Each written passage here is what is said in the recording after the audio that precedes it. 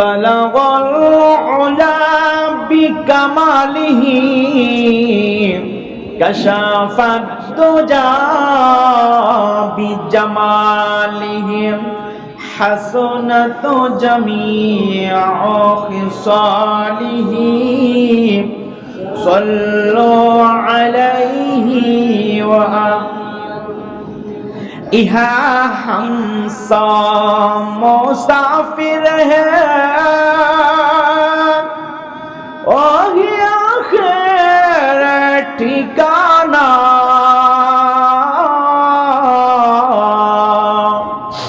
कोई आगे रवाना है कोई पीछे रवाना ला इलाहा इल्लल्लाह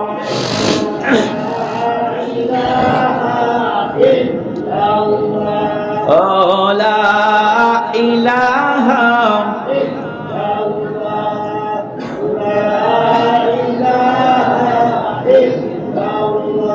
माशाअल्लाह ला इलाहा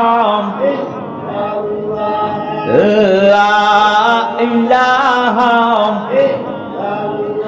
আল্লাহর নামটি যত জপি তত লাগি মধুর এই নামে যে এত মধু কে জানি তো আগে ইলাহা আর জোরে লা ইলাহা লা ইলাহা লা ইলাহা ইল্লাল্লাহ মুহাম্মাদুর রাসূলুল্লাহ সাল্লাল্লাহু আলাইহি ওয়াসাল্লাম সাদাকাল্লাহুল আযীম ওয়া সাদাকা রাসূলুহুন নাবিয়্যুল কারীম ওয়া নাহনু আলা যালিকা মিনাশ শাহিদিন মিনাশ শাহিদিনা ওয়াশ শাকিরিন والحمد لله رب العالمين نهايت قابل احترام معزز مقرم دیگر علماء کرام والبن اعظم عزیز طلبا আমরা সর্বপ্রথম ওই মহিয়ান গরিয়ান সুবহান আল্লাহ তাআলার দরবার অসংখ্য অগণিত শুকর এবং সুজুদ জ্ঞাপন করছি যে রব্বে কারীম আমাদের সকলকে সুস্থতার নিয়ামত দিয়ে মাহে রমাদানের চতুর্থ জুমাতে হইতে পারে এটা আমাদের শেষ জুমা আমাদের ভাগ্য ভালো হইলে আরেকটা জুমা পেতে পারি আল্লাহ তাআলা সুস্থতার নিয়ামত দিয়ে আল্লাহর ঘর মসজিদ পৃথিবীর শ্রেষ্ঠ মাকামে আসার বসার তৌফিক করেছেন সেই সুবাদে আমরা সকলে অবনীত চিত্তে দিদি উজাড় করে দ্বিপহরের নিস্তব্ধতা বন্ধ করে একই সুরে সমস্বরে ঈমানের তেজে তেজিয়ে নিয়ে প্রাণ খুলে দিল ভরে অন্তরের অন্তরস্থল থেকে সকলে বলি কালিমাতুশ শুকর আলহামদুলিল্লাহ। সম্মানিত সুধী, আমরা এই মাসটির জন্য অপেক্ষিত ছিলাম। সেই মাসটি আমাদের কাছে আসছে এবং আমাদের থেকে প্রায় চলে যাওয়ার পালা। আমি আপনাদের সময়কে আজকে ঈদের রাত এবং ঈদের দিন সম্পর্কে সংক্ষিপ্ত কিছু আলোচনা করব। মহান মালিক যেন আমাকে কোরআন এবং হাদিস থেকে অভিজ্ঞ সমন্বয় রেখে এ বিষয়ে মুক্তাসার কিছু বলার তৌফিক দেন। সকলে বলেন আমিন। যে আমাদের সমাজে আমরা দেখতে পাই যে ইসলাম ব্যতীত অন্যান্য ধর্মের যে উৎসবগুলা, সে উৎসবে প্রত্যেক উৎসবে ওই ধর্মের ছেলেরা মেয়েরা নোংরামি করে, বিভিন্ন রং তামাশা করে, কিন্তু ইসলামের উৎসবগুলা এমন নয়।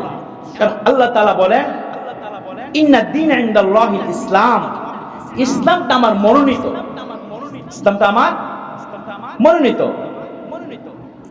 ইসলাম is the Islam is the complete code of life. যে ইসলামটা হলো স্বয়ংসম্পূর্ণ, যেটার মধ্যে কি নাই, বাড়ানো যায় না, কমানো যায় না, কমপ্লিট কোড অফ লাইফ। যেটা কি স্বয়ংসম্পূর্ণ, রাসূল স্বয়ংসম্পূর্ণ করে দিয়ে গেছে। সেই সুবাদে আমার ভাইয়েরা, আমরা আমাদের উৎসবগুলা অন্য ধর্মের নেই আমরা মনে না করি, কারণ প্রত্যেকটা উৎসব ইসলামের মধ্যে মুসলমানদের জন্য যে আছে, সেটা প্রত্যেকটা উৎসব হলো স্পেশাল ইবাদতের জন্য। কিসের জন্য বলে?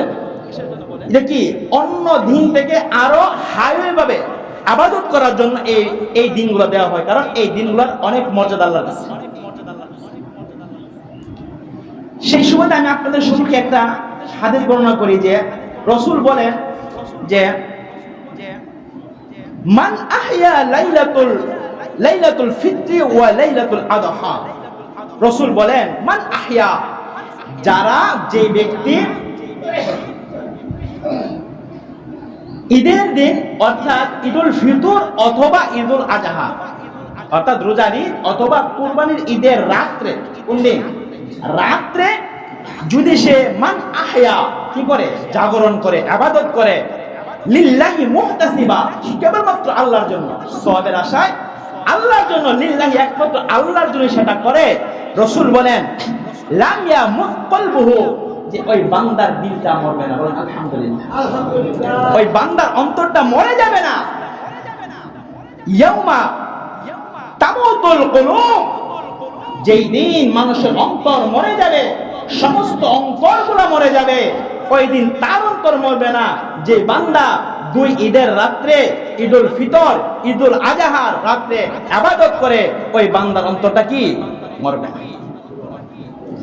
আল্লামা যাকারিয়া রাহমাতুল্লাহি আলাইহি বলেন, হে পৃথিবীর মানুষ শুনো, আল্লাহ রাসূল এই হাদিসের এই অংশগুলা দ্বারা আল্লাহ রাসূল বুঝাতে চায়, কিয়ামতের পূর্বে মুহূর্ত যখন হযরত ইসরাফিল আলাইহিস সালাতু ওয়াস সালাম সিংহার মধ্যে ফুঁক দিয়ে দিবেন, মানুষগুলা দলে দলে ঘর থেকে বাহির হয়ে যাবি, আওলা কেশে পাগল নিবেশে দরবের বলবে, আরে আজকে কি হয়ে গেল, কি হয়ে গেল।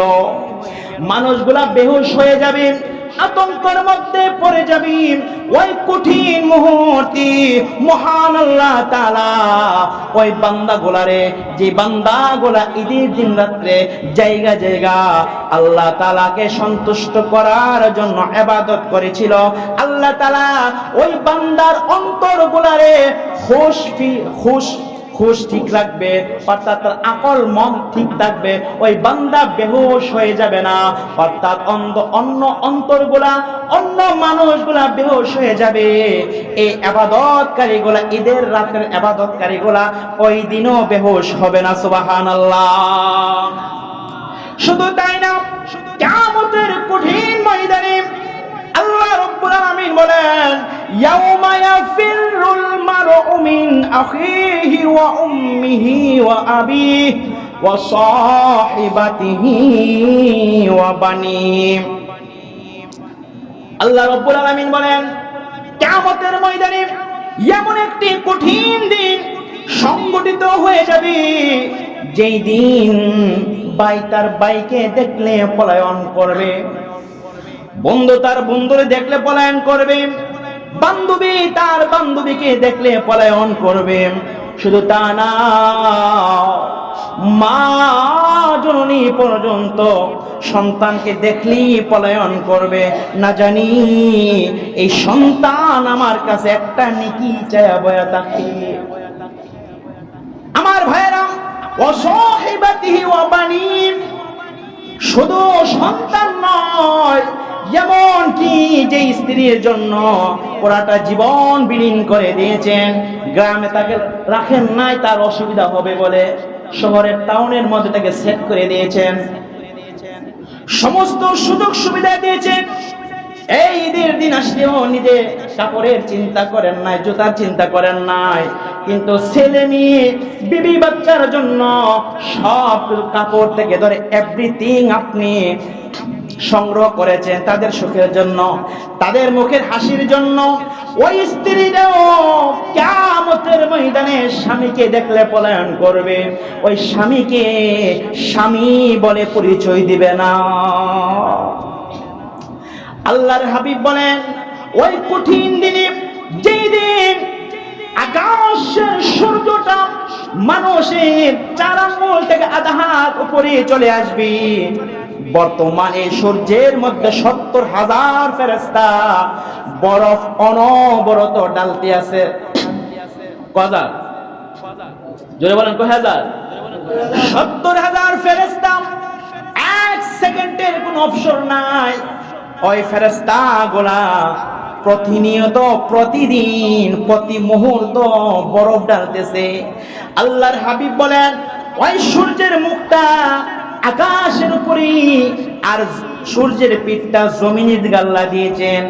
পিঠ জমিনের দিকে তাপমাত্রা যেন কম লাগে, তারপরও প্রচন্ড রৌদ্রের সময় একটা মানুষ ওই সূর্যের নিচে দাঁড়াতে পারে না। কোটি কোটি কোটি কোটি মাইল দূরে, এত দূরে হওয়ার পরও মানুষ সহ্য করতে পারে না। আর কিয়ামতের ময়দানে রাসূল বলেন সুরমা দানির গ্যাসটার সমপরিমাণ হইতে থাকবে, আর না সর্বোচ্চ আধা হাত উপরে সূর্য থাকবে। নাই কোনো 70,000 ফেরেশতাকে অবসর দেওয়া হবে, তারা থাকবে না, ধ্বংস হয়ে যাবে। আর নাই কোনো বরফ ডালবে, আর তার মুখটা হাসরের ময়দানের দিকে থাকবে। আমার ভাইরা, মানুষের মাথার মগজগুলা বাতের মারের মতো টকবক টকবক করতে থাকবে। রাসূল বলেন ওই কঠিন দিনেও যে বান্দারা আল্লাহর সন্তুষ্টির জন্য, আল্লাহর সন্তুষ্টির জন্য, আল্লাহর সন্তুষ্টির জন্য যারা ঈদের দিন রাত্রে আল্লাহর ইবাদতে মগ্ন হয়ে যায়, আল্লাহকে সন্তুষ্টি করার জন্য আল্লাহর ইবাদতে মগ্ন হয়ে যায়, রাসূল বলেন লাম ইয়ামুত কলবুহু ইয়াউমা তামুতুল কুলুব। ওই কঠিন ময়দানে আল্লাহ তাআলা তাদের অন্তরটাকে হেফাজত করবে, তারা বেহুশ হবে না, তারা কি অচেতন হবে না, উন্মাদ হবে না। বলেন আলহামদুলিল্লাহ। আমার বন্ধুরা, আল্লাহর হাবিব রব্বে আল্লাহর হাবিব সাল্লাল্লাহু আলাইহি ওয়াসাল্লাম আরেকটা হাদিসের মধ্যে বলেছেন ইন্নাদ দুআ ইউস্তাজাবু ফি খামসিল লায়ালিন। আল্লাহর হাবিব বলেন আল্লাহ তাআলা এই দুনিয়ার বুকে 5টা রাত্রির মধ্যে যদি কোনো বান্দা আল্লাহ তাআলার কাছে দোয়া করে, কি করে? প্রার্থনা করে, দোয়া করে, বান্দা আল্লাহ তাআলার কাছে চায়, ইউস্তাজাবু, আল্লাহ তাআলা ওই বান্দার জন্য জান্নাত ওয়াজিব করে দিবেন। আলহামদুলিল্লাহ। যারা ইবাদত করে, আল্লাহর কাছে চায়, এই 5 রাতে আল্লাহ তাআলা বলেন, আল্লাহর হাবিব বলেন, আল্লাহ তাআলা ওই বান্দার উপরে জান্নাত ওয়াজিব করে দেন। বলেন আলহামদুলিল্লাহ। এত সুযোগ পাওয়ার পরও, এত চান্স পাওয়ার পর জান্নাত ইনকাম না করতে পারেন, রাসূল বললেন যে মাহে রমাদানে যারা জীবনের গুনাহকে মুক্ত করে যে জান্নাতের অংশীদার হতে পারে নাই, তাদের উপরে লানত। আমার বন্ধুরা, ওই রাত্রগুলা কোন রাত্র? রাসূল বললেন ফি লাইলাতিল জুমআ।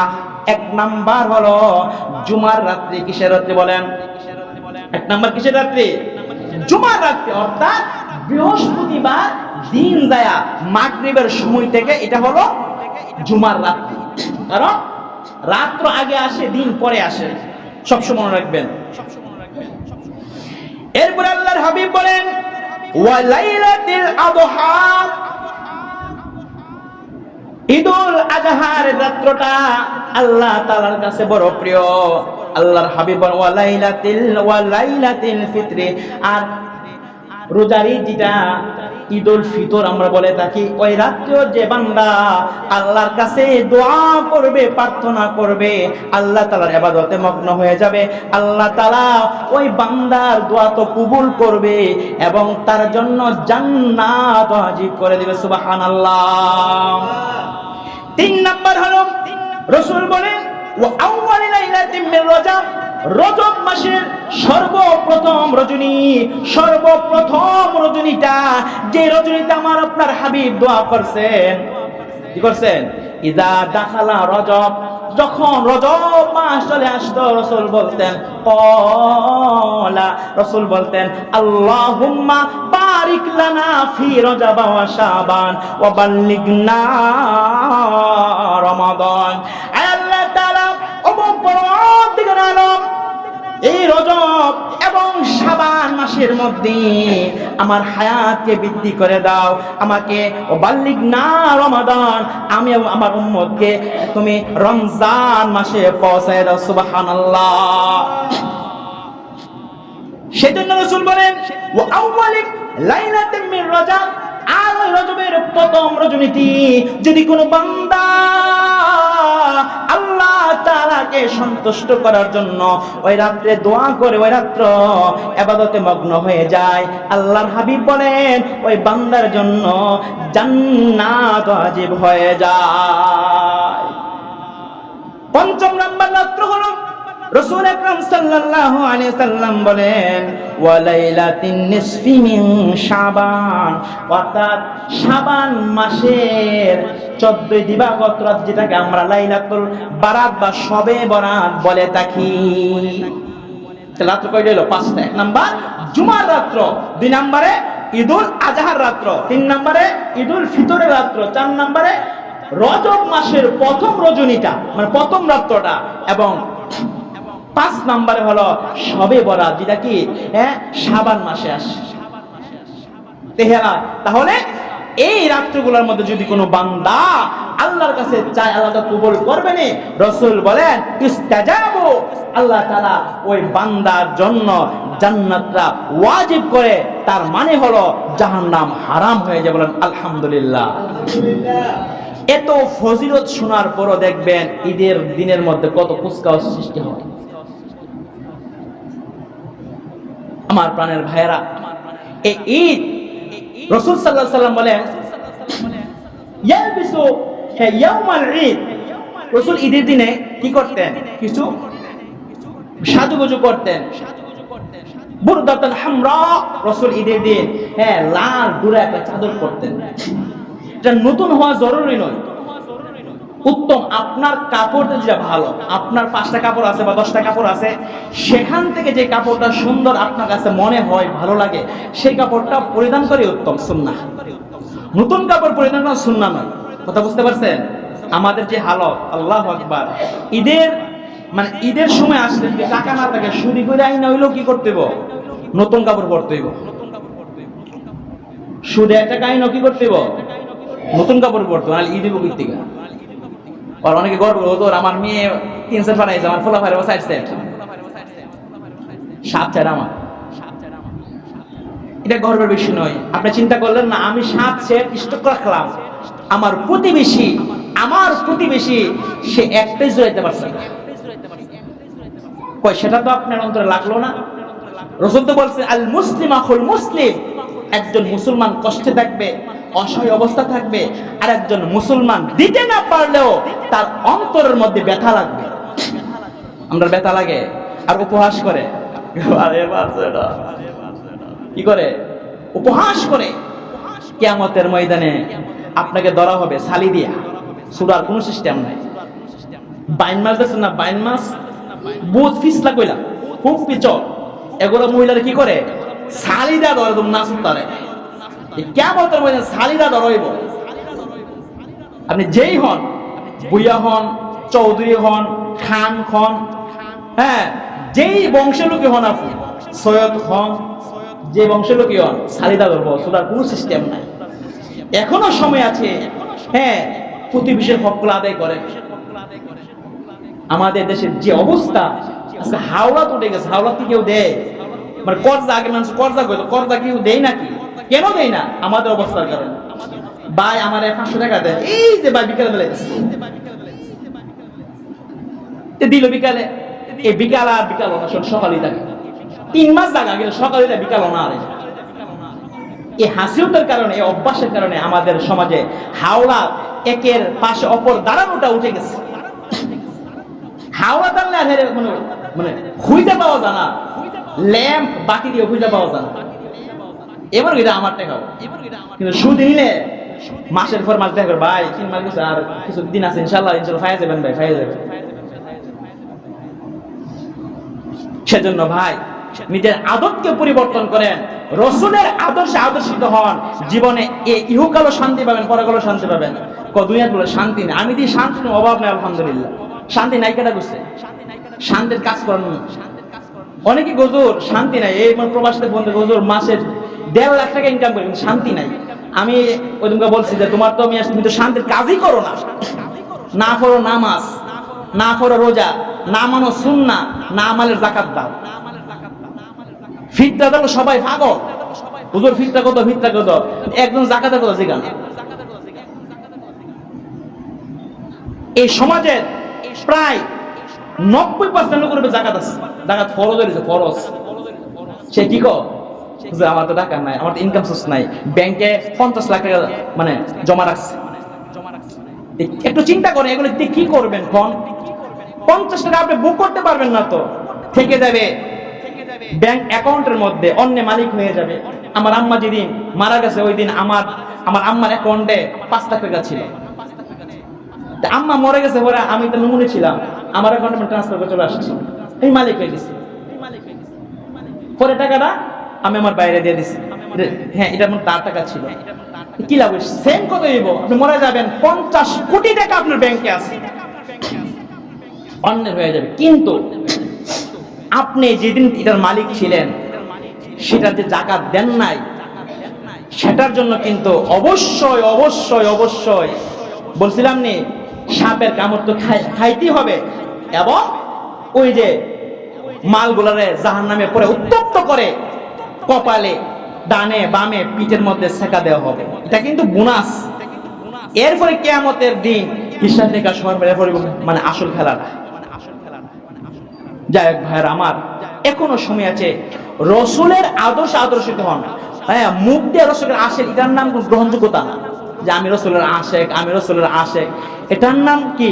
আশেক না। আশেক তো সেই ব্যক্তি, যেই ব্যক্তি প্রত্যেকটা কাজের মধ্যে আমার রসুলের তরিকা খোঁজে। আমি নামাজ পড়ব, রসুল কিভাবে পড়েছিলেন? রসুল বলেন, সাল্লু কামা রাআইতুমুনি উসাল্লি। ও আমার সাহাবীরা, এমন ভাবে নামাজ পড়বা যেইভাবে আমি রসুল নামাজ পড়েছিলাম। আমি রসুলকে যেইভাবে দেখেছো নামাজ পড়তে, সেইভাবে তোমরা নামাজ পড়বা। আমার প্রাণের ভাইরা, তাহলে আজকে তো আমাদের জমানায় রসুল না আছে নাকি? রসুলকে দেখে দেখে কোথায় থেকে নামাজ পড়বেন? রসুল বলেন, সাহাবীরা রে, ও আমার উম্মতের দলেরা, আমি একদিন থাকবো না। ইন্নাল উলামা ওয়ারাসাতুল আম্বিয়া। আমি আমার সমস্ত আমলগুলা আমার উলামা, আমার আলেমদের কাছে, আমার উম্মতের আলেমদের কাছে জমা রাখলাম। তোমরা তাদের কাছ থেকে নামাজ শিখবা, তাদের কাছ থেকে ওযু শিখবা, তাদের কাছ থেকে গোসল শিখবা, এমন ভাবে তোমার জিন্দেগি তাদের কাছ থেকে জানবা। বলেন আলহামদুলিল্লাহ। এনারা আসেন এমন কেউ যে হুজুর আমি নামাজ আমার কোন ইমাম সাহেব থেকে শিখছি, কেউ মনে নাই। খুব কম থাকলেও খুব সংখ্যালঘু লোক থাকতে পারে।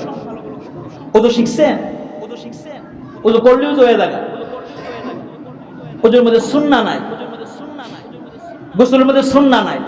দপ করে পড়ছে, সাবান লাগায় শ্যাম্পু লাগিয়ে উঠে গেছে, নামাজ গোসল হয়ে গেছে।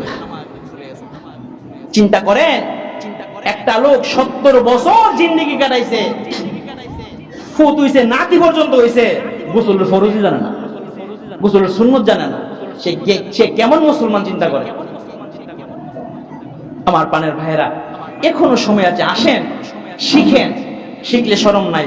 কত কাজ আপনি পারেন না, শিখেন। আপনি ড্রাইভিং পারেন না, ড্রাইভিং শিখেছেন। আপনি টেইলারি পারেন, টেইলারে শিখেছেন। আপনি কৃষিকাজ পারেন না, সেটা শিখেছেন। কৃষিকাজ করতে গিয়ে যে ক্ষেতের মধ্যে বিষ কেমনে মেশিন দিয়ে সেটা আপনি জানেন না, সেটা শিখেন না। ওইখানে শিখতে শরম লাগে না? ওই মিয়া দাড়ি ফেটে গেছে, বিষ দেওয়া শরম না? মিয়া শরম করে না? ওই সময় শরম লাগে না? কিন্তু উজুর ফরজ শিখতে গেলে শরম লাগে, গোসলের পর শিখতে শরম লাগে। এটা শয়তানের দোকা। যে ব্যক্তি উজুর ফরজ জানে না, উজু ভঙ্গের কারণ জানে না, সে তো নিজে কনফিউজ যে আমার উজু আছে না নাই। এক হুজুর আমার তো আমরা সিঙ্গারা খাইছিলাম বাজার থেকে, না উজু আসেনি। বোঝা যায় কি উজু ভঙ্গের কারণ জানে না? জানার কারণে সিঙ্গারা খেলে উজু কেমন করে। এখনো সময় আছে ভাই, শিখেন, শিখতে হবে। রাসূল বলেছেন তালাবুল ইলমি ফারিদাতুন আলা কুল্লি মুসলিম। এখন তো শিক্ষার কত সুবিধা, পাশে মাদ্রাসা রয়েছে, ইমাম সাহেব রয়েছে, আর কত সুবিধা আছে। এরপরে শিখতে চান না, হাসরের ময়দানে পালাতে পারবেন না। একলাম না সাইডা ধরবো, একটা কদম সামনে বাড়তে পারবেন না, আল্লাহর কসম করে বলুন। যাই হোক, যে কথাটা বলতেছিলাম, যদি কোনো মানুষ এই ঈদের রাত্রে, ঈদের রাত, দুই ঈদের রাত এবং জুমার রাত, তারপরে রজবের প্রথম রজনী, তারপরে শাবান মাসের যেটা শবে বরাত, এই রজনীগুলোর মধ্যে যদি কোনো মানুষ আল্লাহকে সন্তুষ্ট করার জন্য, আল্লাহকে সন্তুষ্ট করার জন্য যদি কোনো মানুষ ইবাদত করে, আল্লাহ রাসূল বলেন তার জন্য আল্লাহ তাআলা জান্নাত ওয়াজিব করে দেবেন। বলেন আলহামদুলিল্লাহ। এখন জান্নাত কামাবার সুযোগ যদি আল্লাহ দিয়ে থাকে, আমরা যদি না কামাইতে পারি, আল্লাহর দোষ না আমরার দোষ? বলেন দোষটা কার? জোরে কোন না, কার দোষটা? আল্লাহ। মসজিদে আইলে কথা মুখতে টাইম না বের করুন লাগে, মুখ দাও কথা বাইরো না। এ অনেক মনে করেন যে কয়ে দেন না যে আওয়ামী লীগ ইডে করছে, লেগে দেবো গা, বিএনপিটা করছে, এনসিপি দেখবেন যে মানুষের কথা কি স্পিড দেখবেন, কয়ে দেন। আমার আলোচনা বন্ধ, শুধু এটা কয়ে দেন না, দেখবেন যে কত কত খানাহানি কানাঘানি শুরু হয়ে যায়, ওই সব কথা কয়ে দেয়। অথচ আল্লাহ বলেন মা ইয়ালফিযু মিন কাওলিন ইল্লা লাদাইহি রাকীবুন আতীদ। আমার বান্দা যখন তার দুই ঠোঁটের ফাঁক দিয়ে যত কথা বলে, যত সাউন্ড বের করে, আমি আল্লাহ ওই বান্দাগুলার সমস্ত সাউন্ডগুলা একত্রিত করার জন্য, রেকর্ড করার জন্য দুইজন প্রহরী নিযুক্ত করে দিয়েছি। এবার আপনি গুড কোন আর ব্যাড কোন, যেটাই কোন, ভালো মন্দ যাই কোন, রেকর্ড হচ্ছে। কিন্তু আমার ভাইরা মসজিদে আসছেন, হানা বলবেন, সুবহানাল্লাহ বলবেন, আলহামদুলিল্লাহ বলবেন, এগুলা কি মালিকের দরবারে রেকর্ড হচ্ছে। উত্তম জায়গায় উত্তম কথাগুলো রেকর্ড হয়ে যাবে, সফলতা পাবেন। কিয়ামতের মধ্যে আল্লাহ বলবেন ইকরা, পড়ো কিতাবাকা, তোমার কিতাব, তোমার আমলনামা পড়ো। সে যখন পড়বেন তখন আপনি নিজেই বলতে পারবেন যে আপনি কোথায় যাবেন। যাই হোক ভাই, যে কথাটা বলতেছিলাম, রাসূল বলে যে ঈদের দিন রাত্রে এবং ঈদের দিন, দুইটা ঈদের দিন, কেউ ঈদের রাত্রে যদি কোনো বান্দা আল্লাহর সন্তুষ্টির জন্য মান আহইয়া, আল্লাহর সন্তুষ্টির ইবাদত করে, আল্লাহ তাআলা লাম ইয়ামুত কলবুহু, তার অন্তর আল্লাহ মারবে না কঠিন কিয়ামতের ময়দানে, অথবা কিয়ামতের পূর্ব মুহূর্তে, যেদিন ইয়াউমা তামুতুল কুলুব, যেদিন সমস্ত মানুষের অন্তর মরে যাবে। তাহলে ঈদের দিন রাত্রে আমার ভাইয়েরা, যে কথাগুলো বলতেছে, ঈদের দিন রাত্রে কি বিভিন্ন বাজে পার্টি দেওয়া যাবে? যুবকরা বলেন, বুড়া মানুষদের পার্টি দেয় না, যুবকরা বলেন কোন পার্টি দেওয়া যাবে? বাংলা ইংলিশ কোন ফানি আনুন যাইব?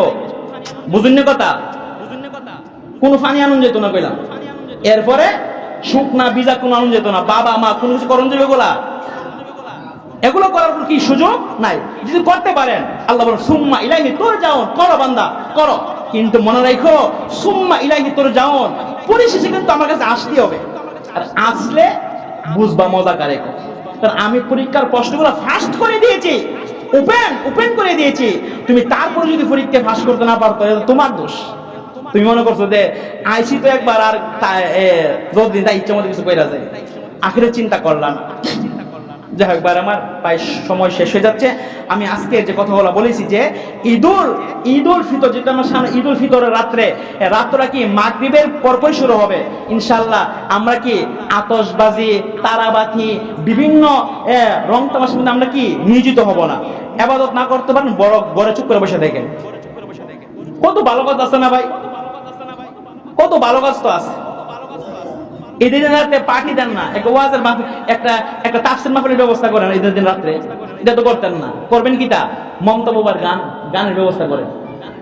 সারা রাত ফুদা, সারা মাস ফুদার তো ছিলাম, এখন এটা কি করে, এটা মানে ফুল সেট আপ করতে চাইতেছে।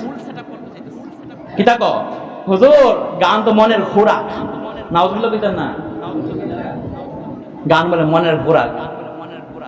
চিন্তা করছেন এটা কেমন? এরা তো আবার উদাহরণ দেখো, হুজুর আপনারা কোরআনের কথা বইলা মানুষের চোখে পানি আনেন না?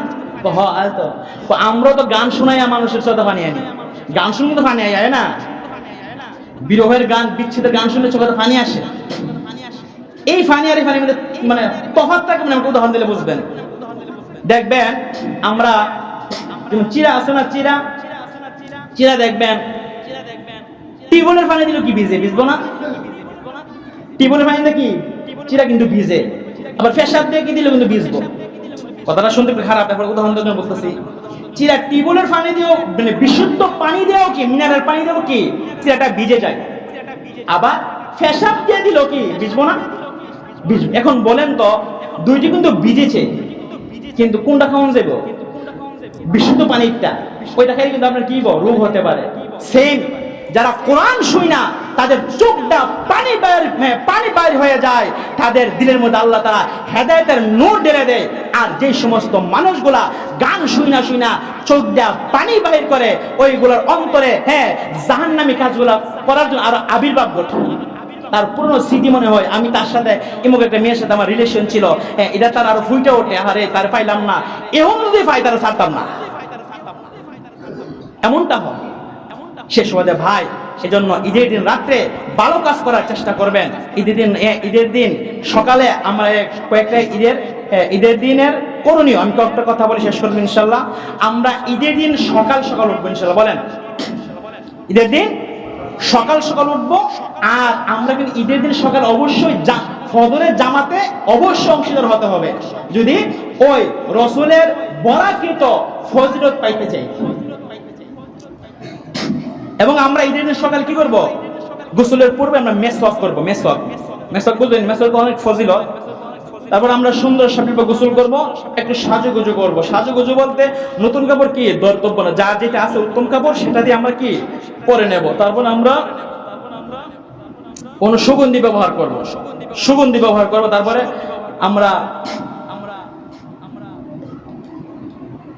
যে ঈদগাহ যাওয়ার পূর্বে আমরা এই যে সাদকাতুল ফিতর, যেটা মনে আছে নেই, দ্বিতীয় মধ্যে আলোচনা করছিলাম যে সাদকাতুল ফিতরটা আমরা আদায় করব। বলছিলাম আগে করলে হবে, পরে করলে হবে, কিন্তু ঈদের দিন দিলে কি সবচেয়ে উত্তম সওয়াবটা বেশি হবে ইনশাআল্লাহ।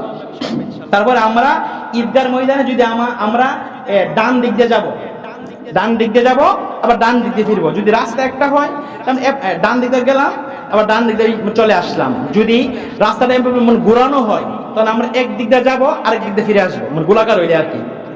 এটা কি সুন্নাহ। যদি বিশেষ কোনো কারণ না, গাড়ি দিয়া ঈদগাহ ময়দান না আসা, পায়ে হেঁটে আসলে আল্লাহ তাআলা তাকে অনেক সওয়াবের মালিক বানাবে, বলেন আলহামদুলিল্লাহ।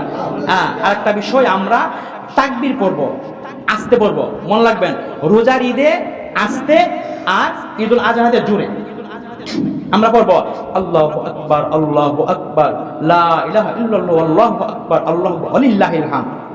কি বলছেন আপনি জানেন? আপনি বলছেন আল্লাহু আকবার, আল্লাহু আকবার, আল্লাহ আপনি সবচাইতে বড়।